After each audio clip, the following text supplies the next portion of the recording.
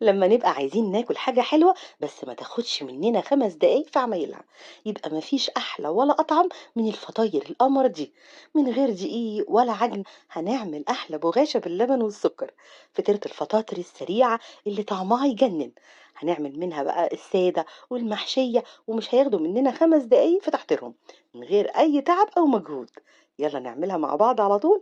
بس لو عجبكم الفيديو ما تنسوش تعملوا له لايك وشير، ولو كنتم جداد على القناة يسعدني اشتراككم ووجودكم معايا فيها. كل اللي هنحتاجه عشان نعمل الفطاير بتاعتنا لفة جلاش وشوية لبن وسكر ومعلقتين أو 3 من السمنة البلدي. كل فطيرة هتاخد مننا ورقتين من الجلاش، لكن لو عايزين سمكها تخين شوية ممكن نحط ورقة كمان.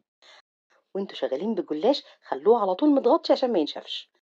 هناخد أول ورقة وندهنها بالسمنة كويس قوي، وبعدين نحط عليها الورقة تانية وندهنها برضو كده بمسحة خفيفة من السمنة، ونتني الطرفين بالشكل ده كده ونمسحهم خفيف بالسمنة. مهم قوي ان احنا نمسح بين الطبقات بالسمنة عشان الفطيرة تبقى هشة وتورق معانا. طبقوها على بعضها تبقى مربعة بالشكل ده، او طبقوها بالشكل اللي يعجبكم. ومسحوها برضو من على الوش والظهر بالسمنة كويس قوي. كل ما نخلص فطيرة نحطها فوق التانية ونغطيهم ونسيبهم على جنب لحد ما نخلص الكمية كلها، وبعدين بقى نبقى نسويهم كلهم مرة واحدة. عملنا كام واحدة سادة، ولو حد بيحب بقى اللي محشية مكسرات هنعملها برضو بنفس الطريقة، ونحط في النص أي شوية مكسرات موجودة عندنا، ممكن جوز هند وزبيب اللي موجود نستعمله. ونطبق الطرفين على بعض، نغطي الحشوة كويس قوي عشان ما تقعش واحنا بنسويها، ونتنيها برضو بنفس الطريقة وندهنها بالسمنة كويس. ممكن كمان لو حابين نعمل فطيرة محشية بطبقة خفيفة من المعلبية أو الكاسترد. هعمل معاكم الكاسترد جاهز على طول عشان لو حابين تحشوها بيه، طريقته بتبقى سهلة جدا. هنجيب كوباية من الحليب ونحط عليها معلقة كبيرة مليانة، بس مليانة بشكل هرمي، من بودرة الكاسترد. اقروا الكمية اللي مكتوبة على العلبة قد ايه، لأن كل نوع بيختلف عن التاني. نقلبهم مع بعض كويس قوي الأول على البارد، أنا لسه ما شغلتش النار. ولما يدوب كويس نرفعهم على نار متوسطة مع التقليب لحد ما نلاقي قوامها بدأ يتقل. اللي حابب بقى طعمها مسكر يحط عليها شوية سكر، أو ممكن نكتفي بالسكر اللي هنحطه على الوش زي ما تحبوا. نفضيها بقى في طبق ونسيبها لحد ما تبرد تماما.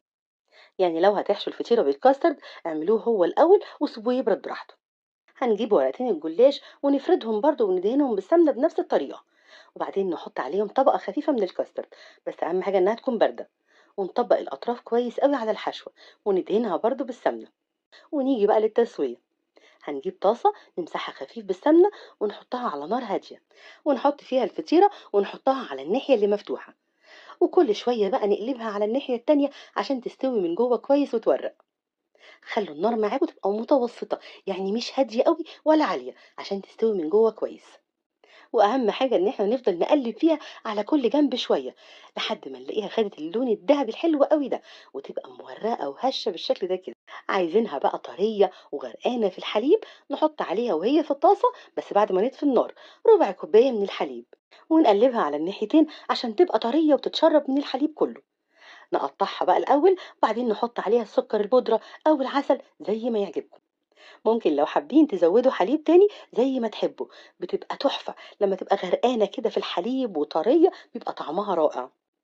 لكن لو عايزينها بقى تبقى مقرمشة من على الوش ومش طرية قوي كده، هنحط الحليب بعد ما نرفعها من الطاسة. فطيرة سهلة وبسيطة وما خدتش وقت في تحضيرها خالص، وطعمها بيطلع رائع. جربوها هتعجبكم جدا، وبألف هنا على قلوبكم مقدما، واشوفكم على خير.